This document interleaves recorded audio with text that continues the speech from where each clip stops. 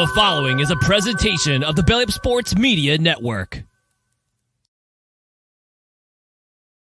On today's Sports Though Fantasy Baseball Show, we are entering the fantasy playoffs. So we're going to talk with fantasy playoff participants, talking about some different strategy as well. We've got fantasy baseball postseason awards all coming at you today. That's what's cooking on today's Sports Though Fantasy Baseball Show.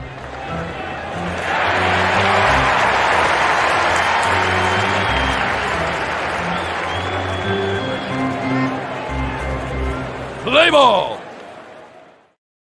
Welcome in to an all-new edition of the Sports Though Fantasy Baseball Show, presented by BellyUpFantasySports.com and Righteous Felon Jerky. I'm your host, Vince Stover. I am joined by the senior Belly Up Fantasy Baseball writer for BellyUpFantasySports.com, the one and only Kevin Wilson. Hey, Kev, how you doing, man?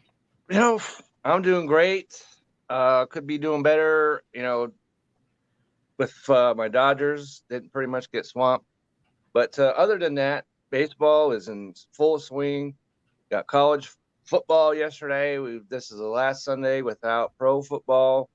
So if you're in the sports world, you have to be pretty pleased with how things are working right now. And I am.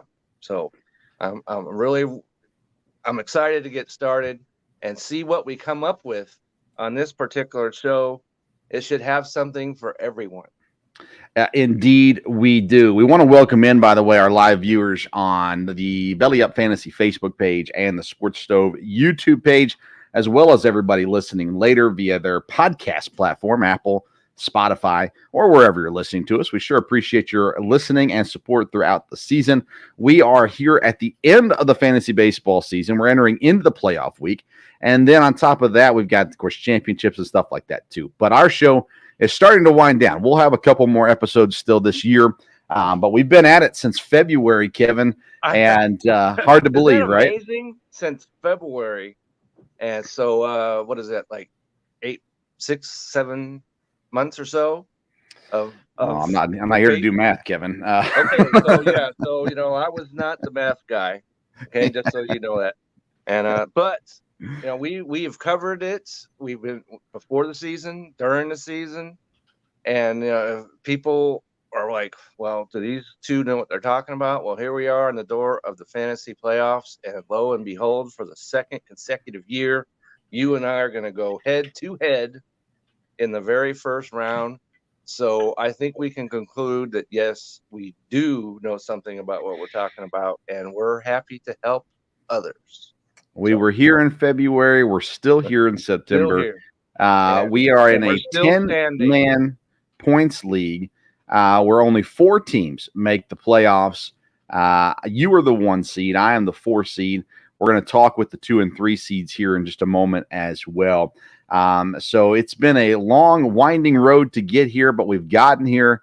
And now everyone is entering in, at least then I would assume it's everyone, entering into the fantasy baseball playoffs now. Some people, if you're in larger playoff leagues, you only do 1-week matchups, but you're still starting now to get into the championship at the right time. We do 2-week playoff matchups because it's only 4 teams. And I was actually doing some research, getting ready for this show. And I think we're in for quite the battle, Kev. I think we are. No matter what happens, one of the hosts is going to be in the championship. I think that's good. That's right. So it's exciting, and people will definitely want to stick with the show throughout these playoffs because we will certainly have something to talk about regardless of what happens.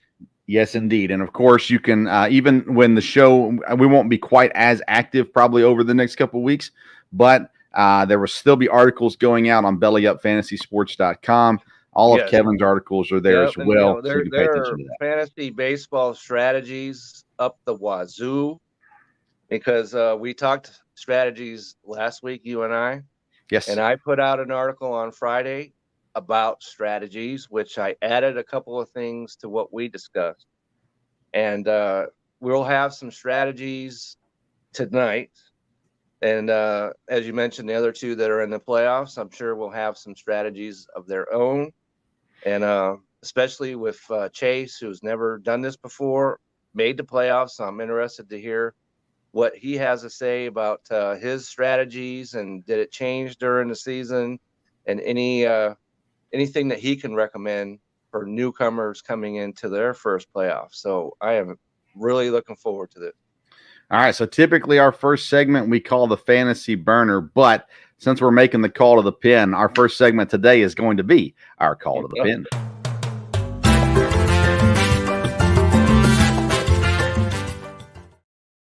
Our call to the pin is presented by Righteous Felon Jerky. If you want the purest jerky in the game, you got to go straight to the source.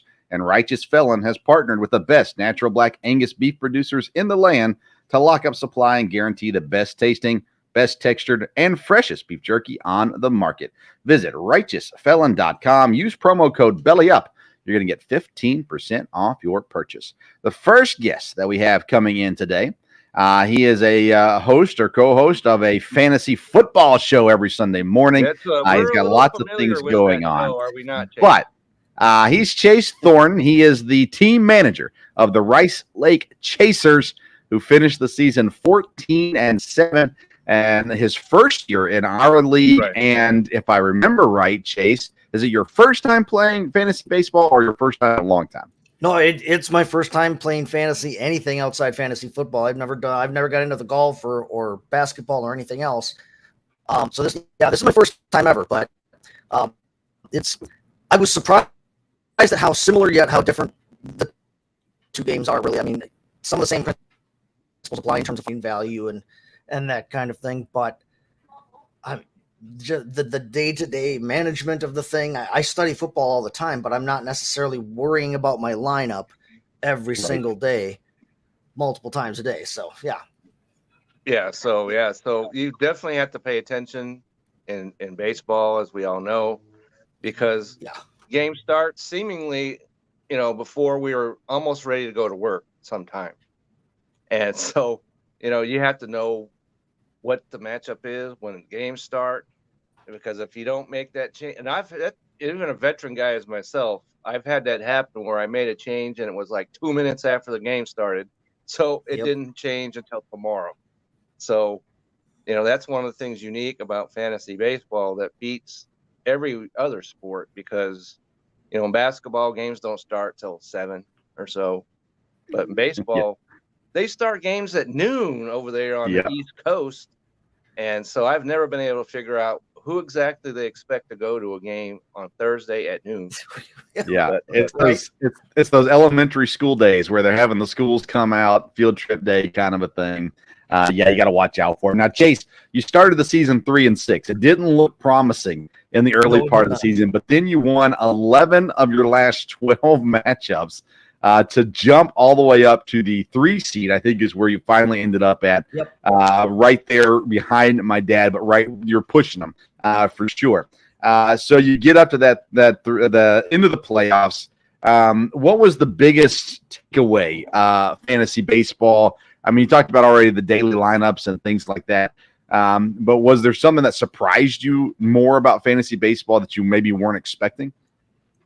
Well, for one, and I might have made this comment during the actual draft itself, but I thought I knew baseball. I watched it a lot. I followed it. I read a lot about as much as I can, thought I knew baseball, and then started having to look at my lineup every day and thought, oh man, who's this guy? Or, oh no, I didn't anticipate the idea that this guy would be sitting today.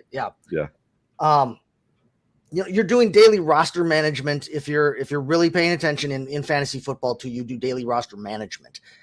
But the lineup thing there's that added stress element, or however you, for lack of a better term, every day making sure that you are putting yourself in position for the end of the week and having to plan ahead 3-4 days.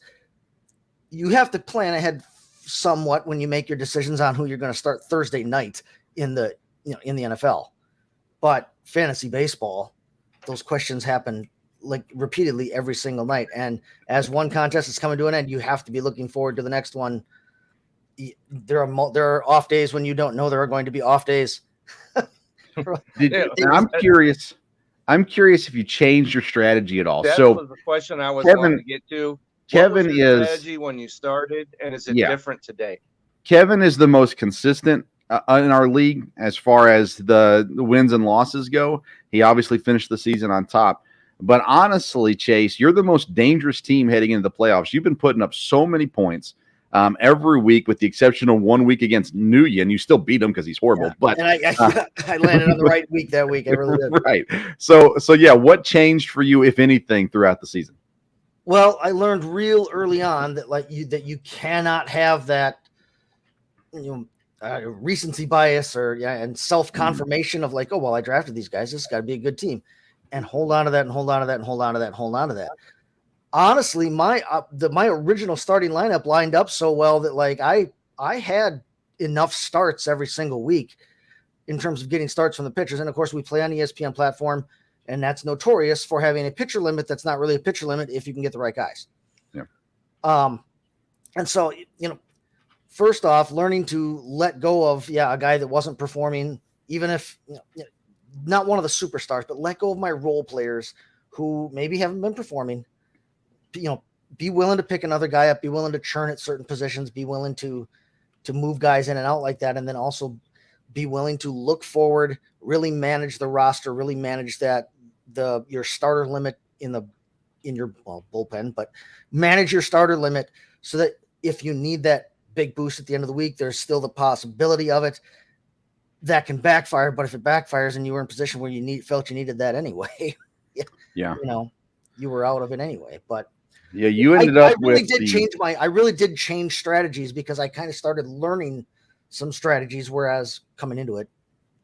Yeah. So did you learn more from just experience, or did you go to did you search out how any kind of sources or anything? Oh, I read stuff all the time. I read as much as I could. Obviously I read your articles. In fact, you bring up the joke of, well, you're just releasing your fantasy tips articles, and anybody out there should be reading. As soon as I saw it pop up on the editor page in our work chat, I clicked right over there and read it because I figured, well, he's been in it. He knows more than I do. So, and I respect you as a colleague. So I was like, well, heck yeah, I'll check that out. I did read, but yeah, some of it was trial and error. Chase, you made the second most acquisitions in our league this year, only behind Kevin. Kevin made 171 transactions this season. Chase was only 50 behind him at 120.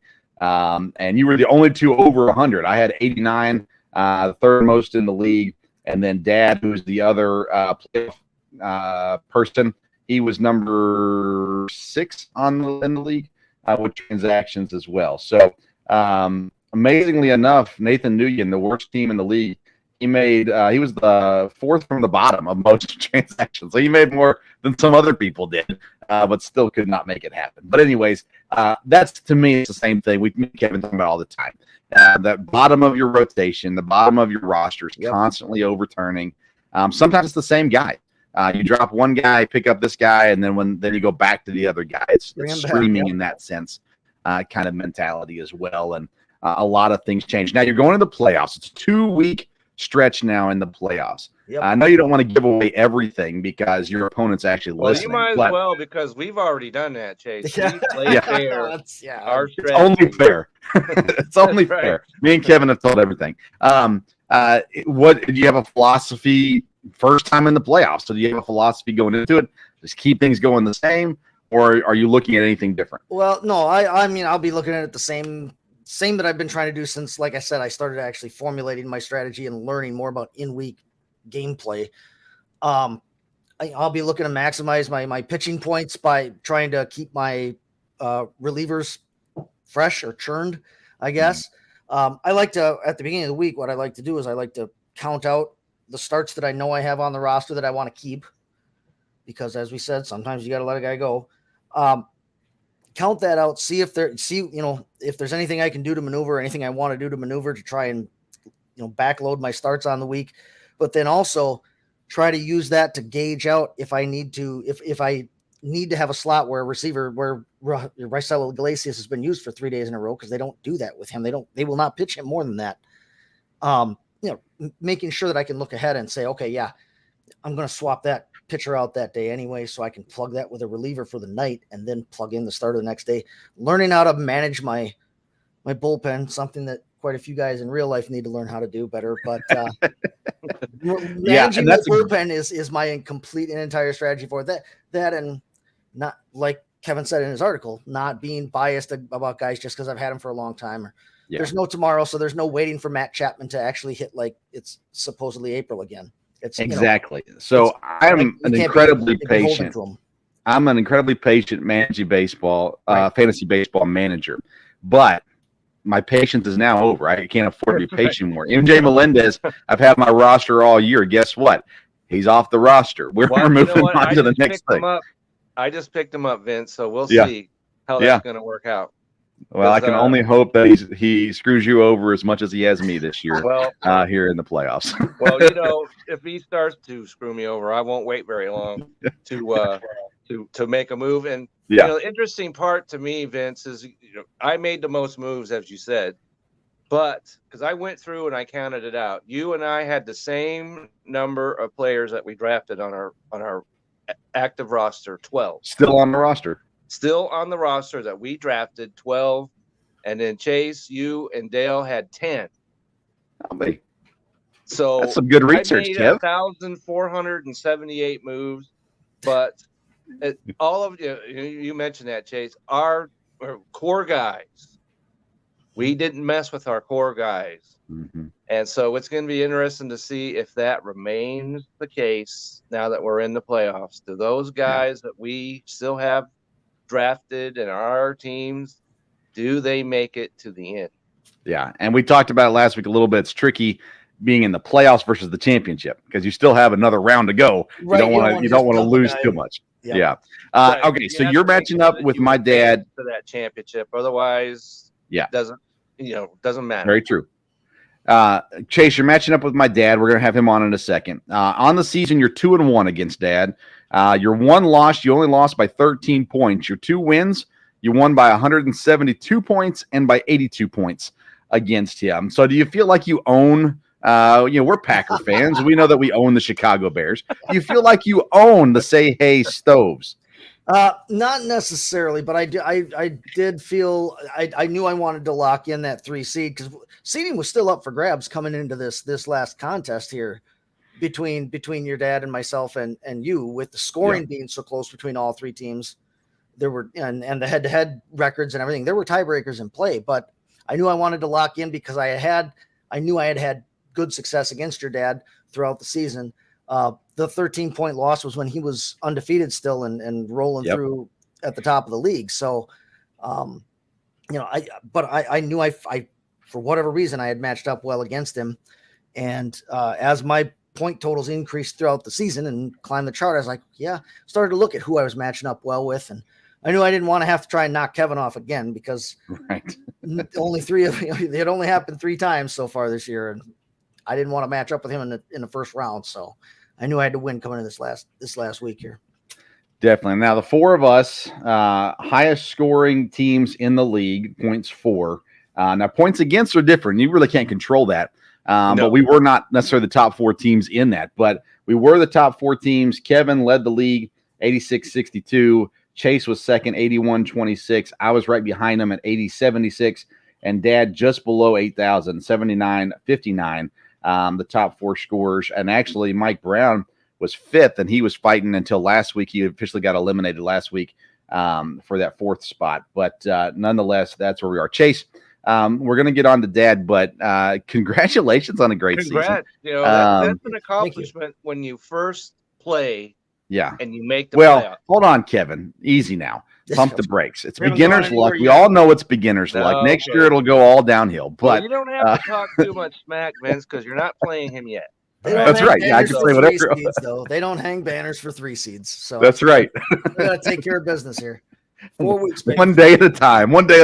That's right. You have to deal with me first. So, let's keep the smack talk between you and I for the present. Okay. All right. Chase, tell us where we can get all of your content, where you're putting it out at, where people can catch you at.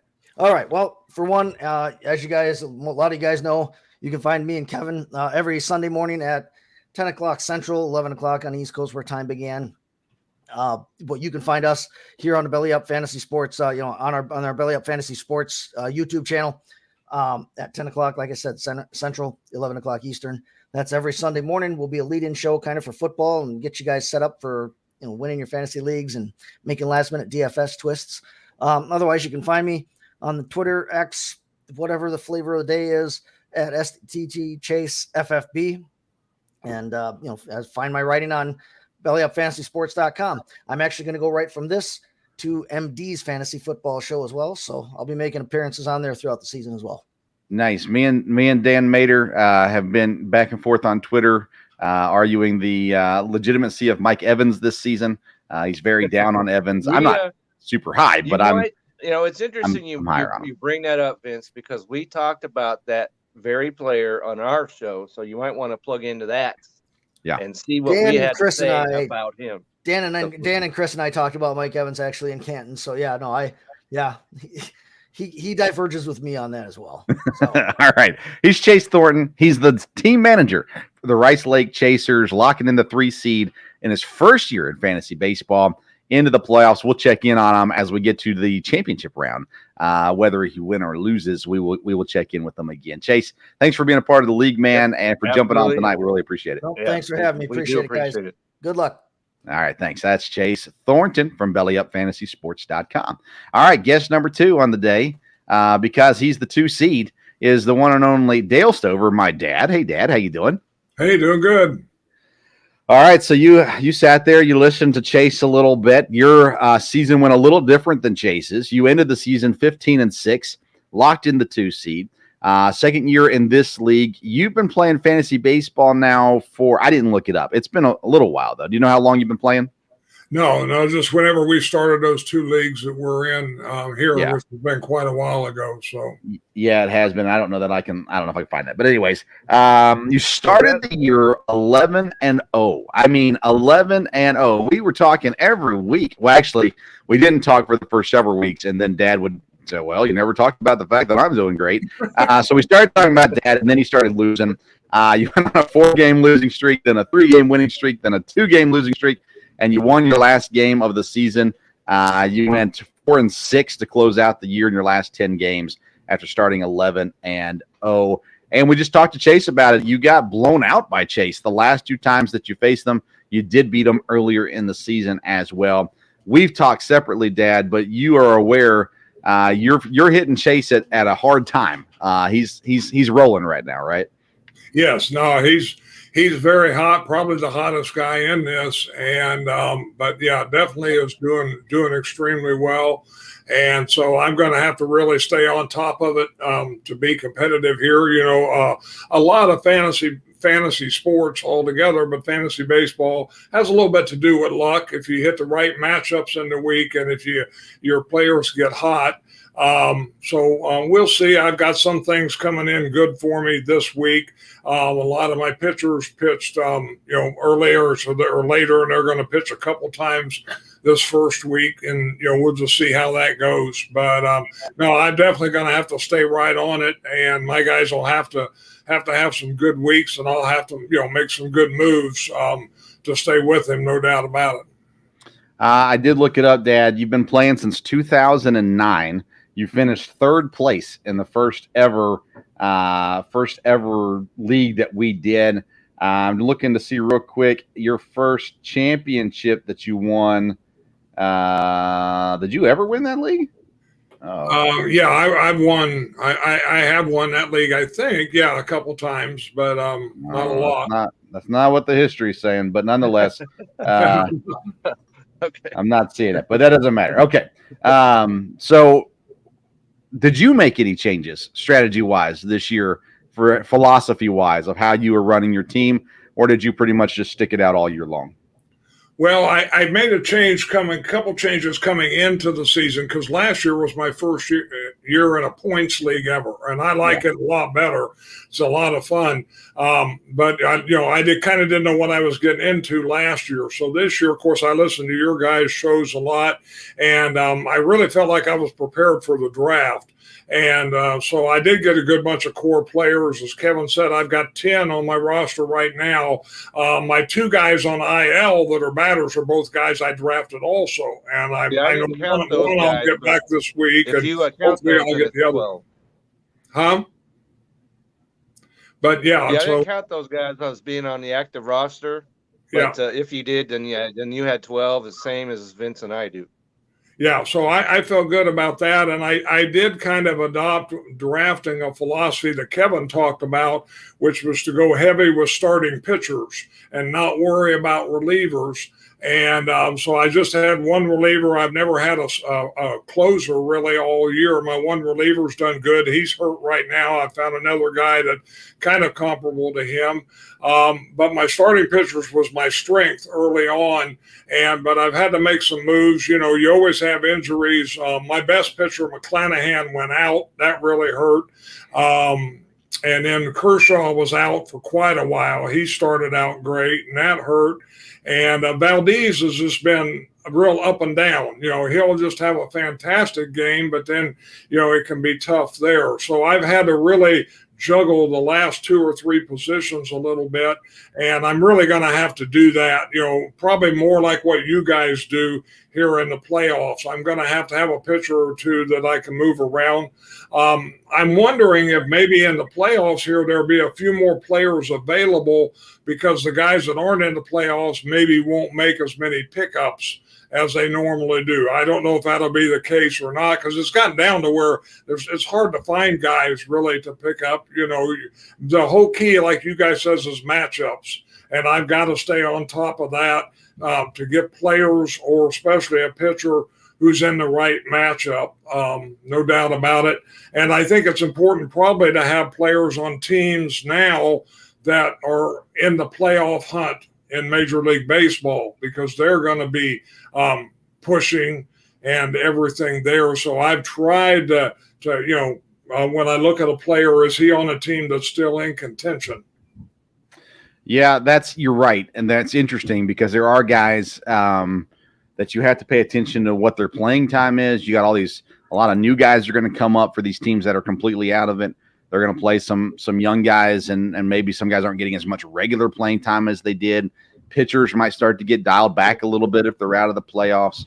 That's especially the young guys. That's something to really keep your eye on, because if they're going to shut them down, they have no reason to press them young players, young pitchers.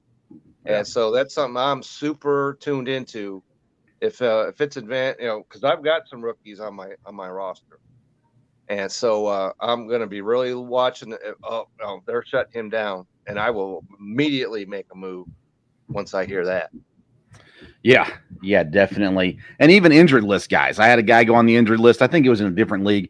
They said he's going to be out for 2 weeks. I said, well, I put him on the injured list, but I was getting ready to drop him completely, and I was like, I might as well put him on the injured list. I got a spot open, but pretty much he's done for and ain't going to help me at all anymore in these playoffs. And actually, no, that is in this league. Jason Adam, a reliever from Tampa.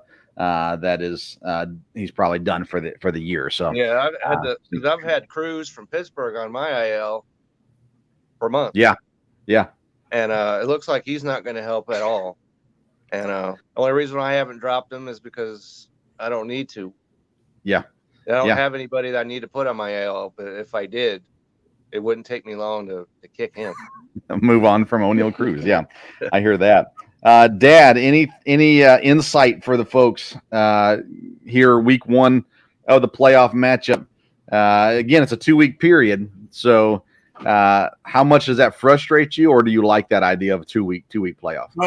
It's a little bit different getting used to. I haven't been in it before because I wasn't in the playoffs last year. I did go ahead and compete in the consolation bracket just to kind of get used to it. But I haven't been in a 2-week bracket. I'm anxious to see when it comes out. Maybe you guys know already, like what the pitching limit is for the 2 weeks and things like that, to see what that's going to be. We will know that tomorrow morning.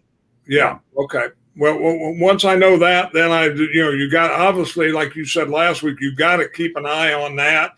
You don't want to get your pitchers too early, but you don't. The key, I think, the only way to really have a chance is, don't lose any spots. Don't lose a day. Don't get caught on a guy that's not playing, that, you need to get another guy in his spot. And you definitely want to fill all your pitcher spots and probably go over on that last day, I guess, of the second week. Because I assume the pitcher limits will be for the whole 2 weeks, not for a week at a time. Is that right? That's right. Correct.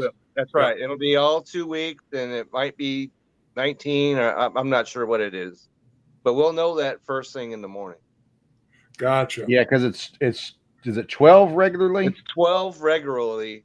Okay. And so it might be 20. It's going to be in the 20s, I'm sure. Yeah, it'll at least be 20. I'm trying to see. It doesn't tell us. I was looking to see if it said it in the settings. It does not. Yeah, so I would guess it's at least 20. If not more. I don't know that it'll be a full 24. During the All-Star break, when there was a 2-week scoring period, that might give us some insight into that. Yeah, but that wasn't a full 2 weeks. But it was like 10 days. Yeah. So, like I said, first thing when we get up in the morning, we'll see what it says, if it's 21 or 24, whatever it is, and then you can plan from there. Yeah. And as I was saying, just don't lose sight of that. Because I've seen it happen where a guy, I was talking to Vince last week about a guy I was playing in the playoffs one time, and he had all his starters used up before the second weekend came around, and I just trounced him from there because he got no points out of his starter for like 3 days. Yeah. So you don't want that to be you. So. Nope. I would say this, not to be disrespectful to me or Dad. I think that Kevin and Chase are the favorites going in, even though Dad is the 2 seed. Chase has been scoring. His point totals have been just wild. It's been wild. Short, Vince, because remember last year I was number 1 seed as well, and you snuck in and slapped me around a little bit and took me down. I'm not sure if I heard you, Kevin. You might want to say that again. Yes, no. I can only hope that it happens again because I brought it up all season. So I'd hate to have to listen to it from Kevin. I like to be the one saying the stuff, not listening to the stuff. So, anyways, Dad, congrats. That's right. First of all, when you started the season 11-0, that's hard enough to do. But you held it together, even though you lost the 1 seed. You did hold it together the rest of the year.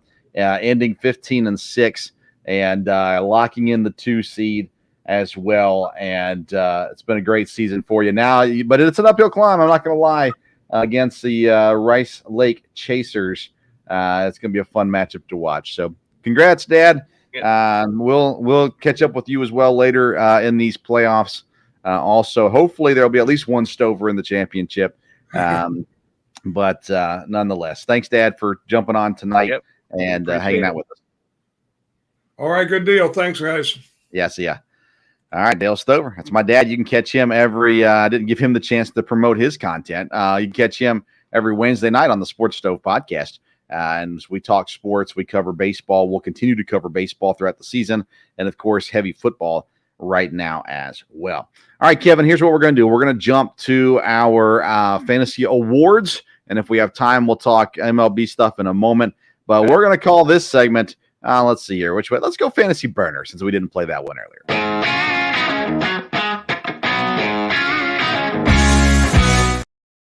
All right. And, let me say these are a couple things real quick I had written down. Kevin Wilson finished the year. He manages the Will C team, 18-3. He beat me both, and we only played twice this season, Kevin. You beat me both times. Kind of weird how that schedule made out, but yeah. So, but you beat me by that we played too, so it's not like we're used to or know exactly what we're getting ourselves into. So another interesting aspect of this battle coming up. definitely. You beat me by 53 points the first time, 98 points the second time. You were 3-3 against the playoff teams. So you beat me twice. You beat, I think, Chase once. And then Dad swept you, and you split it with Chase. 1-1 with Chase. So 3-3 against playoff teams. I'm 13-8 on the season. Again, 0-2 against Kevin this year. So he has the upper hand, no doubt, going into this. But we're going to get into fantasy baseball awards. Okay. We've got several, let's see here, things for you. Offensive player of the year, pitcher of the year, rookie of the year, comeback player of the year, waiver wire pickup of the year, and disappointment of the year. And then I added one more, the Shohei Ohtani Award, that we are giving to Shohei Ohtani so that we don't have to talk about him and the other. And actually, I don't know that he would have won offensive player of the year or even pitcher of the year. He has good stats, don't get me wrong, but I'm not sure that he had the best stats. But we got to give him, he's the highest scoring fantasy player. Of course, he gets counted for both pitching and batting, which obviously helps him. But it would feel wrong to not mention Shohei Ohtani anymore after this year, because he may not be pitching it. Yeah, very true. So we'll give him the Shohei Ohtani Award so we don't have to talk about him in these other awards. All right, we're going to jump into Offensive Player of the Year. I'm going to give you 3 candidates, and then if you have someone different than one of these 3, we'll talk about them as well. Offensive Player of the Year, our 3 candidates are Ronald Acuna from the Atlanta Braves, Mookie Betts from the Los Angeles Dodgers, and Freddie Freeman from the Los Angeles Dodgers as well. Is your winner one of those guys? It certainly is, and I would love to lift up Mookie Betts because he's a Dodger and he's on my fantasy team. And as hot as he was in August, because he became the 3rd player in the history of baseball to hit 450 and hit 10 home runs in a month. So that's certainly noteworthy. But Ronald Acuna is doing something that's never been accomplished in the history of baseball, and that's hit 30 home runs and steal 60 bases. Yeah. He'll probably have 70 bases stolen by the time into the season. And it was argued to me, well, steals are up. Well, they are. But he easily beat out any other player as far as steals is concerned. And so, especially in our league, which is a points league, if you got 70 steals, then that gives him a huge, because Mookie's only got 10. Yeah. And so that is a clear advantage to him.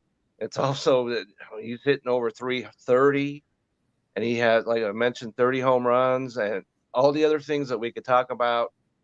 And so to me, Ronald Acuna is the Offensive Player of the Year.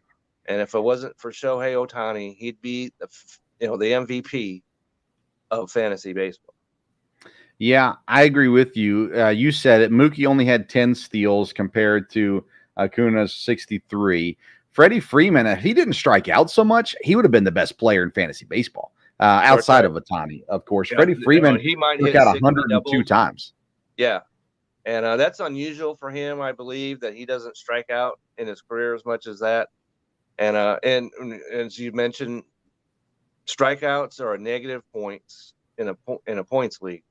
Yeah. So you have to take that into account. The other 2 didn't strike out nearly on the pace that he did, so that was a negative to him. Yeah, but Freeman and Betts both had more RBIs than Acuna. They both had, let's see here. No, Betts had more walks. Let's see. What was the other thing that I saw? And now I can't find it. Either way, Freeman and Betts were really close. They weren't that far off from Acuna.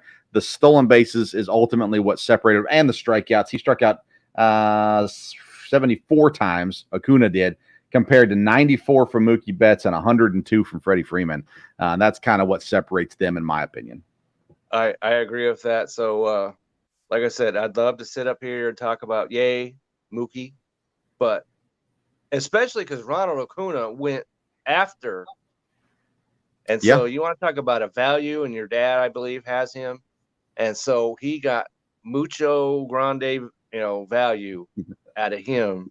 Definitely. And so good on, Ronald Acuna, offensive player of the year. Yeah, unanimous offensive player of the year from me and Kevin here.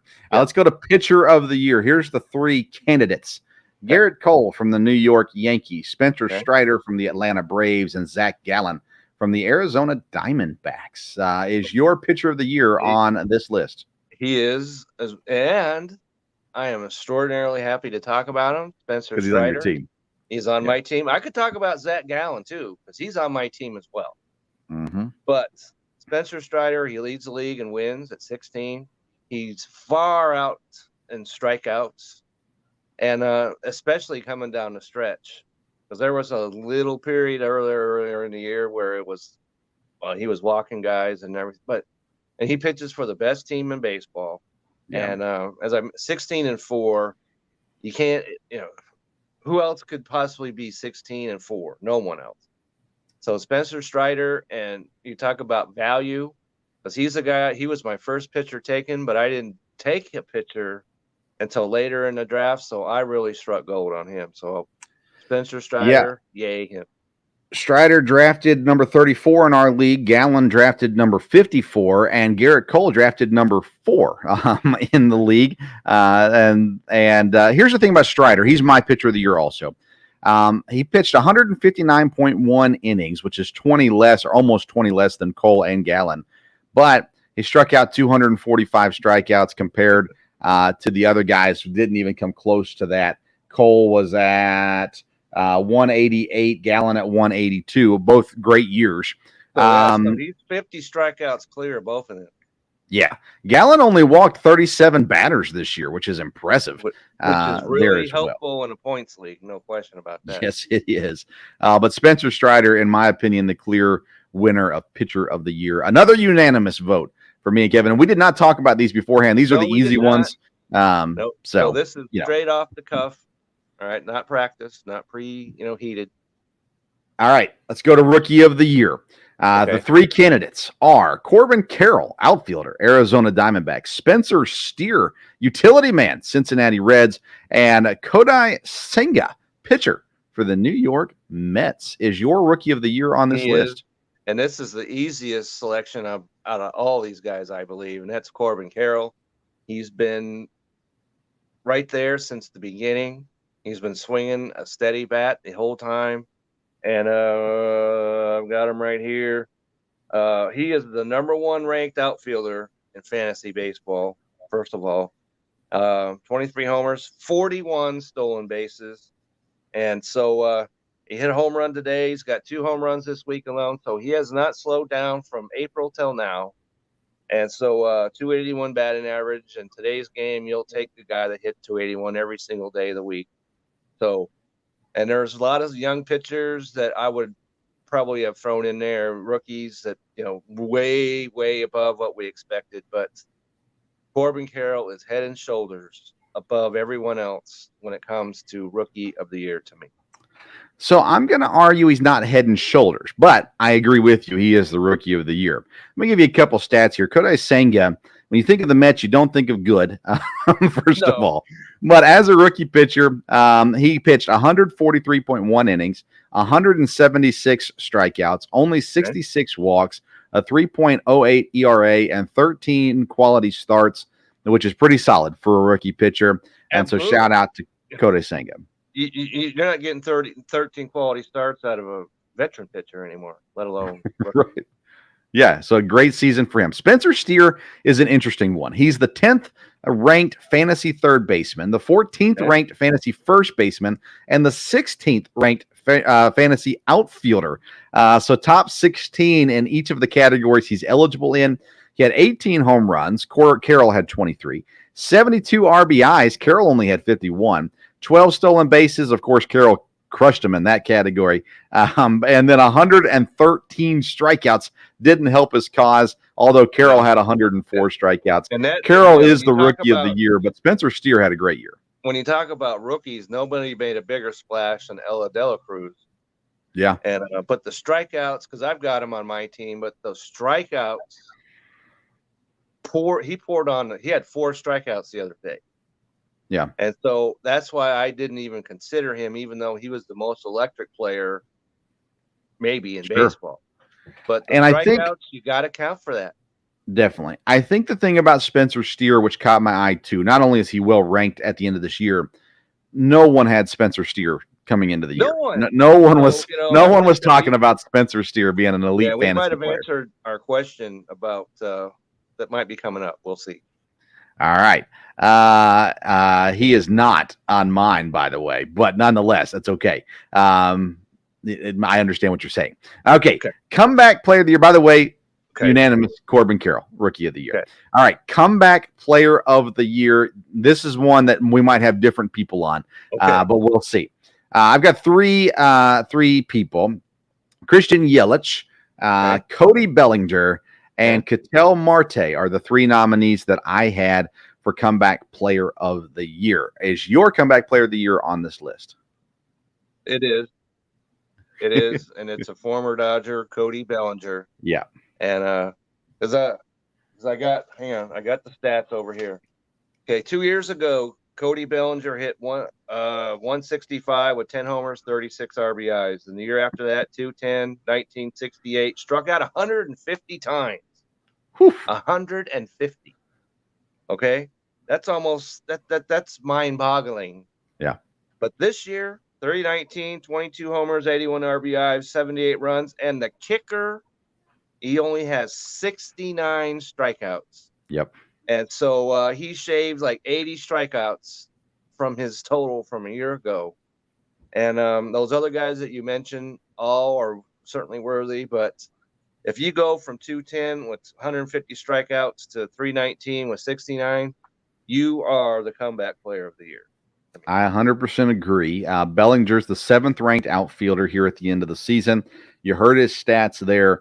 Well worthy, another unanimous pick. Let me give you a few numbers. Christian Yelich, 17 home runs, 70 RBIs, 27 stolen bases.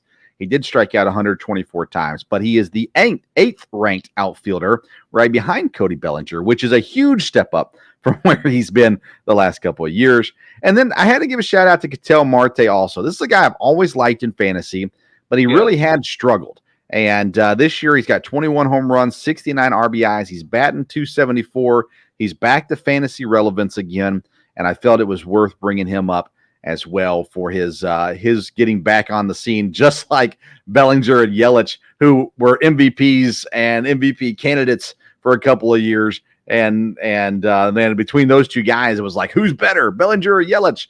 And then we forgot about him the last year or two. But Bellinger is back and has had a phenomenal season for the Cubs. And congratulations, Cody Bellinger, unanimous comeback player of the year. I wasn't sure if we'd have the same one. I figured we might, but yeah, now is where it gets interesting. Okay. Waiver wire pickup of the year. I have 3 candidates, and it may not be the one that you have. I'm not sure. So here are the 3 candidates that I have. Lane Thomas from the Washington Nationals, Zach Eflin from the Tampa Bay Rays, and Justin Steele from the Chicago Cubs. Is your waiver wire pickup of the year on this list? He is not. Okay. And so I'm going to refer to the player we were just talking about a moment ago, Cody Bellinger. Yeah. He was picked up in our league way back in April 8th. And so sell the team Bob, when he was actually active in our league, saw something in him right out of the gate. And so added him. So he's had this guy on his roster since April. And as you mentioned, he's the outfielder that filled the void. And so I've got him. We could have talked about Steer a moment ago. Talked about Dela Cruz. I had him.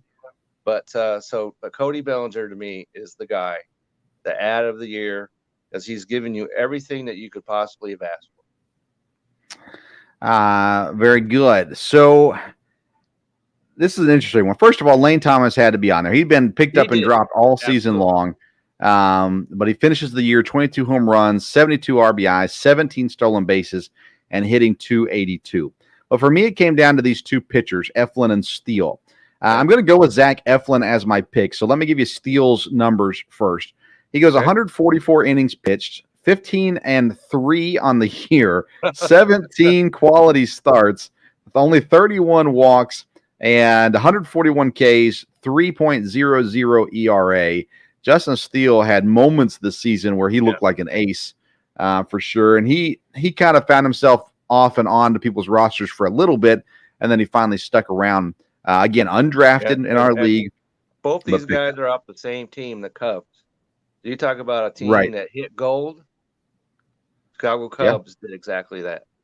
And I refer you back to February. And I know we brought this up, but nonetheless, I'll stop patting myself on the back. Zach Eflin, though, is my pick. 150.2 innings pitched, 13-8 on the season, 16 quality starts, 151 strikeouts, only 20 walks. Only 20 walks on the year. Wow. 3.40 ERA. So, yeah, there's guys who walked him in 2 games. Yeah. So certainly Zach Eflin was originally claimed off of Tampa Bay be without that guy, because they're a tire off, rotation. Everybody else is hurt. As your dad mentioned, Shane McClanahan lost. I had him in my league. The other league I'm in, lost. As I mentioned, Springs lost. And so and they were all those 3, the other guy is escaping my my memories at the present time, but all 3 of those guys were pitching well for Tampa, and then the rug got pulled out from under them. So if no Zach Eflin, there would be no playoffs coming Tampa's way this year. Zach Eflin was originally picked up April 1st by Dan D'Amico, dropped a month later, May the 3rd, picked up by myself, May the 5th, and it's been on my roster ever since. There, I had to have at least one player that was on my roster get an award. So our first split decision between Bellinger and Eflin. All right, now our disappointment of the year, and we might agree on this one, but here is the nominees for disappointment of the year. Go ahead. Drafted 40th overall. Okay. Pitcher, Alek Manoah, excuse me. 3-9 on the year, 4 quality starts, 87.1 innings pitched, 79 strikeouts, 59 walks, and a 5.87 ERA. Nominee number 2 is from the Miami Marlins, Jazz Chisholm. He was drafted 136th overall, later than I thought he was, but nonetheless, 14 home runs, 36 RBIs, 17 stolen bases. And the last nominee I have is Dalton Varsho, catcher and outfielder for the Toronto Blue Jays. He was drafted 59th overall, 16 home runs, 51 RBIs, 15 stolen bases on the season. Is your disappointment of the year on this list? I was personally going to go with Sandy Alcantara. Okay. Of those Miami Marlins. Yeah. Because this is a guy, Cy Young Award guy, and he completely, not as much as Alek Manoah, I guess, thinking about it, Alek Manoah's probably got to be the disappointment of the year. But Alcantara, at least, was a Cy Young Award winner, and he stepped off the cliff completely for a Miami team that's been battling for the playoffs. If he has this kind of season he had a year ago, then I think we're talking about Miami in a completely different light. Sure. And so I'd probably like to change my answer, to be honest with you, to Alek Manoah, because he was completely, and he was a solid pitcher of his own right a year ago. But Sandy Alcantara is who I came up with, so I'm going to stick with him. I like it. 16th overall draft pick in our league. He ends the year with a 6-12 record. That hurts. And he kind of made it look like, hey, I'm coming around. And so whoever drafted him, which Dan D'Amico.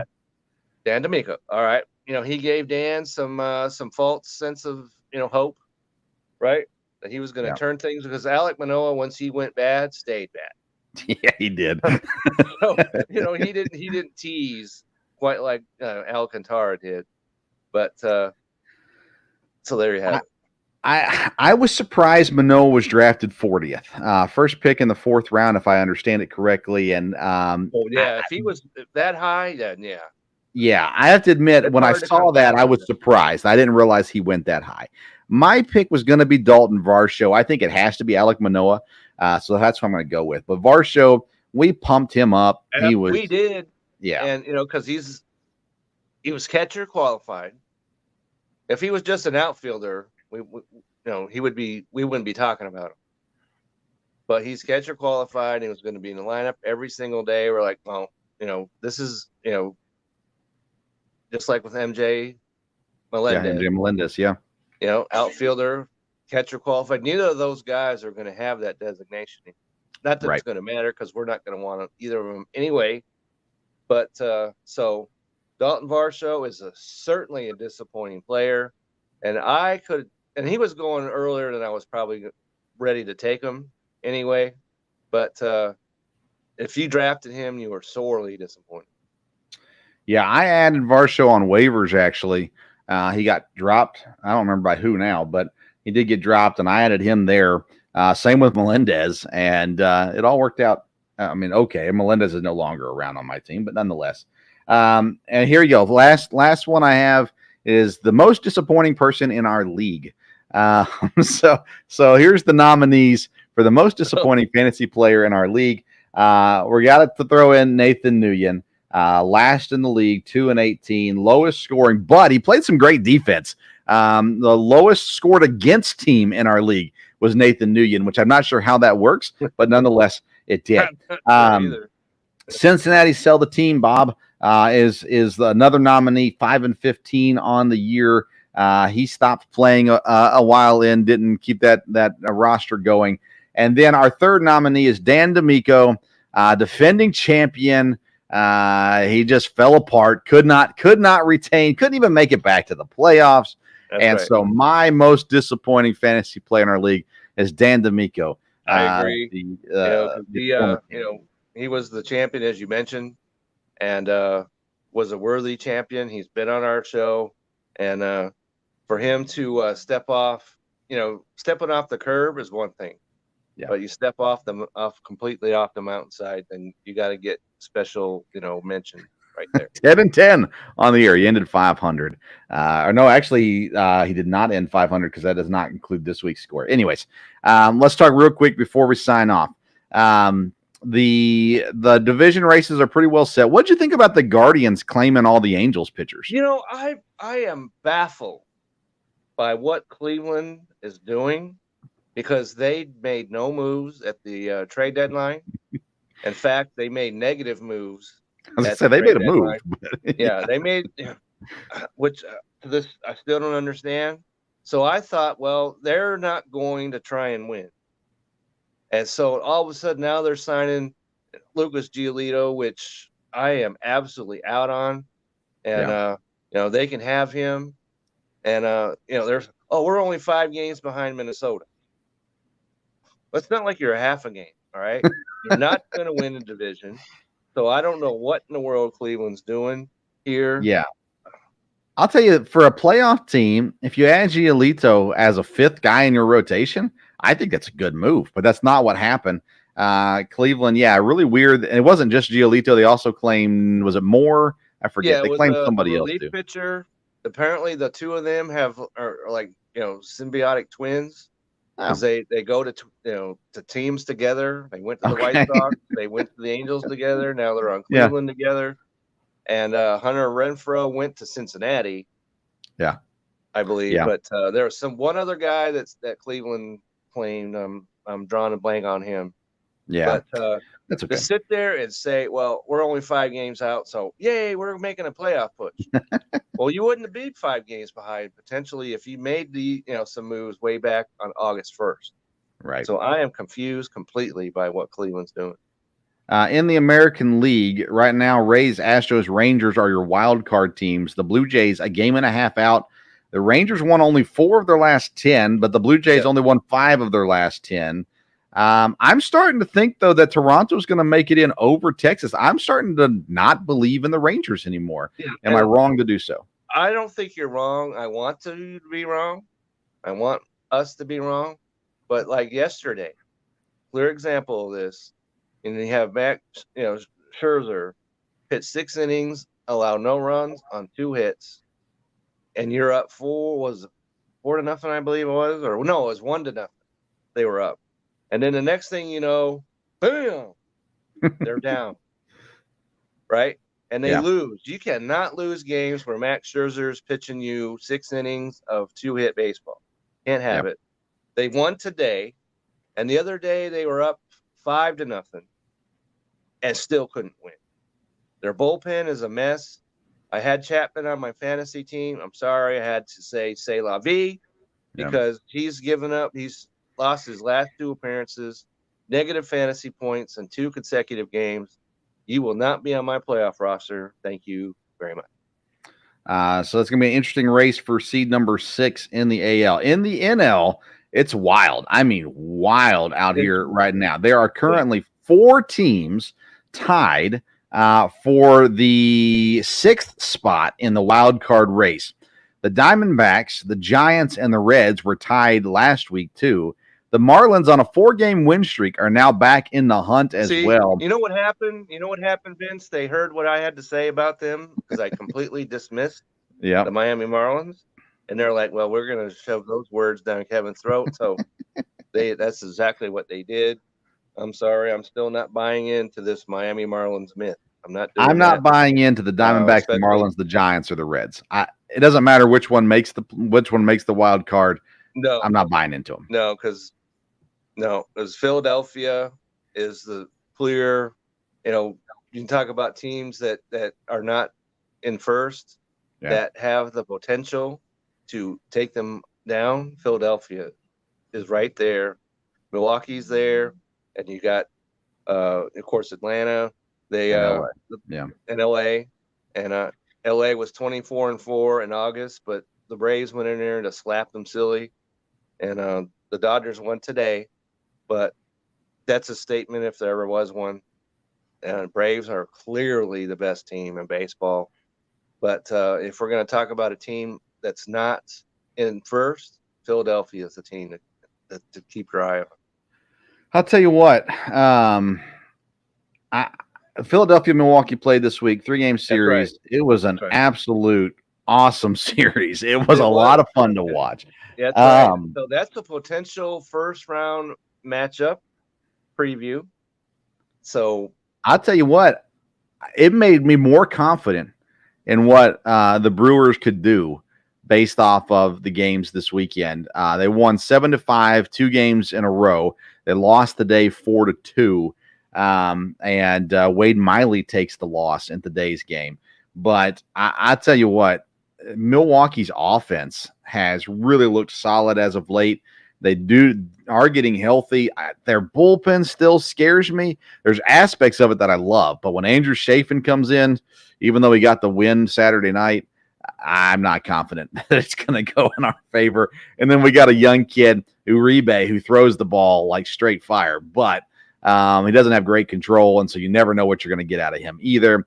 But I like it. I like what the Brewers look like. I still think Atlanta's the best team. I still think the Dodgers are the second best team.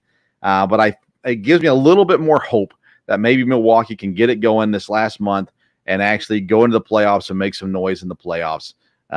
Because the way they looked against Philadelphia was really intriguing to me, needless to say. I agree with that because Milwaukee, if they're not playing Philadelphia, I think they're superior to the other teams that you just talked about. Right. And so there's a clear path for them to make it to the can't say it's the second round. This is baseball. So the division series, I guess what we're calling it. Yeah. So so once you make the playoffs, then anything can happen. And I think that Milwaukee is looking pretty safe, and like what they're doing. And even though the Cubs beat them 2 out of 3, but they didn't dominate. So the Cubs are a team that could be dangerous. I agree. They're 3.5 back from the division. I don't think they're going to catch Milwaukee in the division, but I do think they're going to make a wild card. And again, go back to the All-Star break and listen to our episodes. I tried to tell everybody they're coming. Nobody would listen. No, the Reds are amazing, I was told here in Lexington, Kentucky. Oh, you're just mad because you don't like the Reds. Okay, but I'm trying to help you not get hurt. And nobody would listen to me, but that's okay. So, all right. So the Reds are still a team that could make it. But no, they're not. They could. No, they can't give.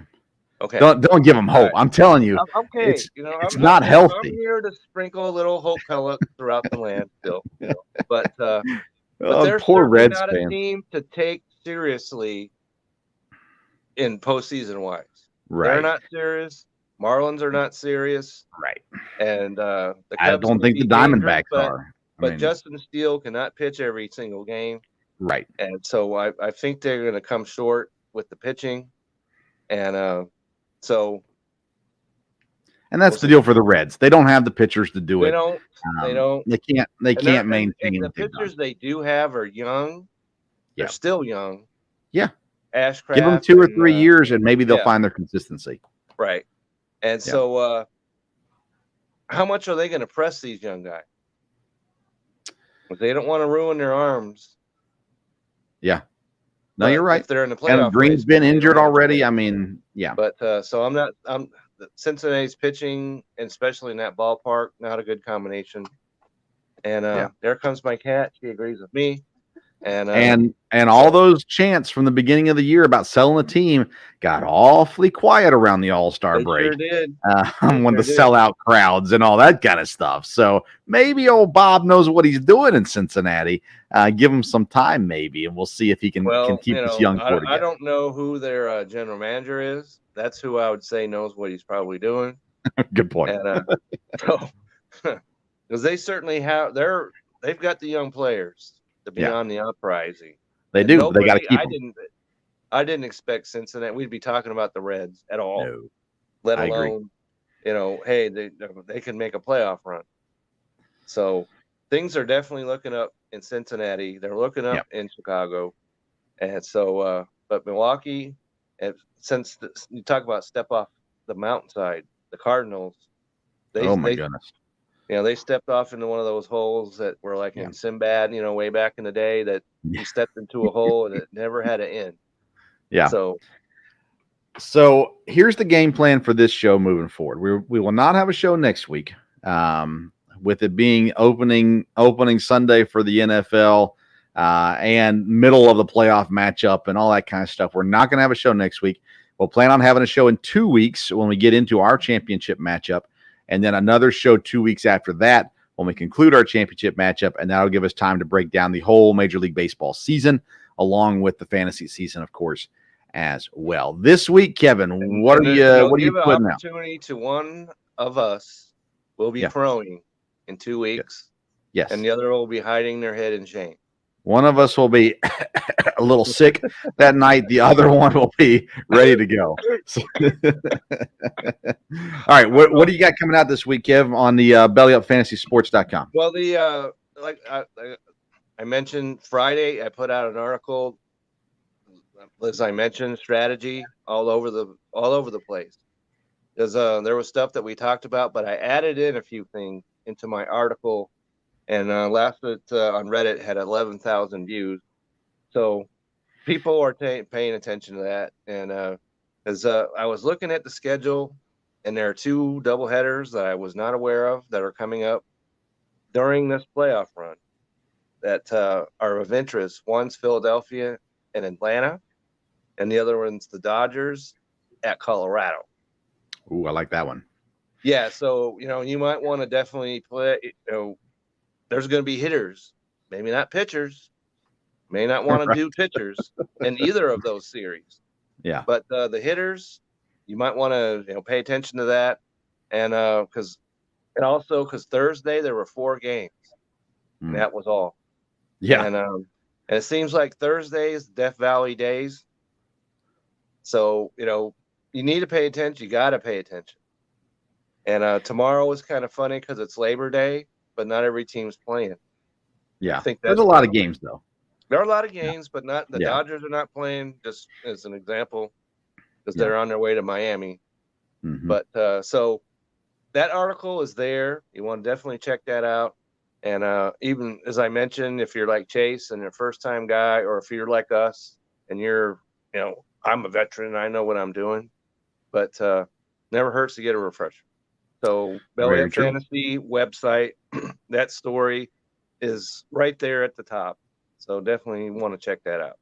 Very good. I've got I mostly turn to football with my articles these days. We'll have MLB Power Rankings out on BellyUpSports.com. Went to the EKU Cincinnati football game this weekend, recap that, so that's up as well.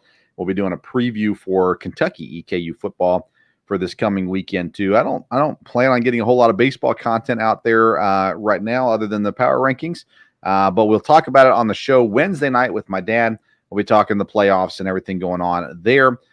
Tomorrow night is the live Sports Stove local hour with EKU defensive lineman Ryan Jackson as we recap what went on in Cincinnati. It was a tough day for EKU, but what went on there, talked to Ryan about his first sack of the season, and we'll preview what's coming up with Kentucky as well there. He's Kevin Wilson, the number one seed in the fantasy baseball playoffs. You can find him on Twitter at Kevin62 WILSEA. I'm Vince Stover, the 4 seed, going head-to-head against Kevin this week. You can follow me on Twitter and Instagram at SportsStove. We'll be back in 2 weeks right here on Sunday evening at 8 p.m. Eastern Time to talk about fantasy baseball championships and one of our utter demise and the other one's triumphant success.